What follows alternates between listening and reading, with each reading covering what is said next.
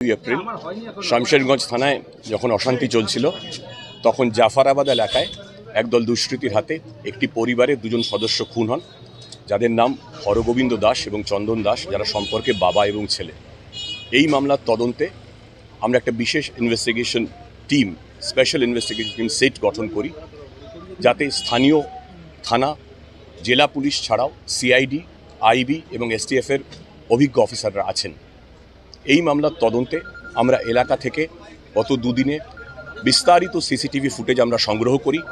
সেই CCTV footage প্রত্যেকটা আমরা খতিয়ে দেখি এবং বেশ কয়েকজন দুষ্কৃতীকে আমরা চিহ্নিত করতে সক্ষম হই, যারা খুনের ঘটনায় প্রত্যক্ষভাবে জড়িত ছিল। গত রাতভর অভিযান চালিয়ে এদের মধ্যে দুজন দুষ্কৃতীকে আমরা গ্রেফতার করতে পেরেছি, যারা এই খুনের ঘটনার সঙ্গে প্রত্যক্ষভাবে যুক্ত ছিল। যাদের গ্রেফতার করেছি তাদের নাম হলো কালু নাদাব এবং দিলদার নাদাব। এরা সম্পর্কে ভাই। এরা দিগরি এলাকার বাসিন্দা, যেটা জাফরাবাদ সংলগ্ন এলাকা। এই দুজনের মধ্যে কালু নাদাবকে আমরা গ্রেফতার করেছি বীরভূম জেলার মুরারই থানা এলাকা থেকে, এবং দিলদার নাদাবকে গ্রেফতার করা হয়েছে সুতি থানার বাংলাদেশ সংলগ্ন সীমান্ত থেকে। এই দুজনকেই আমরা আদালতে পেশ করছি, তাদের পুলিশি হেফাজতের আমরা আবেদন জানাচ্ছি। বাকি যে দুষ্কৃতীদের আমরা চিহ্নিত করেছি বা করার চেষ্টা চালাচ্ছি, এখনও ইনভেস্টিগেশন চলছে, তাদের খোঁজেও তল্লাশি চলছে। এবং স্পষ্ট করে এটা জানিয়ে দিতে চাই, এই নৃশংস হত্যাকাণ্ডের সঙ্গে যে বা যারা প্রত্যক্ষভাবে জড়িত বা পরোক্ষভাবে জড়িত, যারা পরিকল্পনা করেছিলেন খুনের এবং যারা খুন ঘটিয়েছেন, তাদের কাউকে ছাড়া হবে না।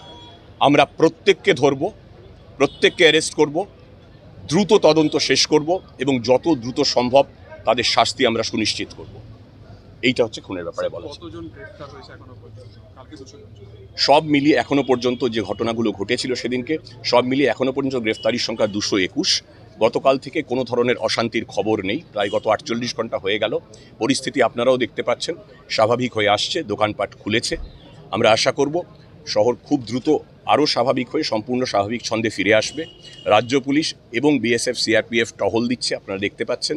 রুট মার্চ হচ্ছে, চেকিং হচ্ছে, পরিস্থিতি শান্ত আছে, নিয়ন্ত্রণে আছে।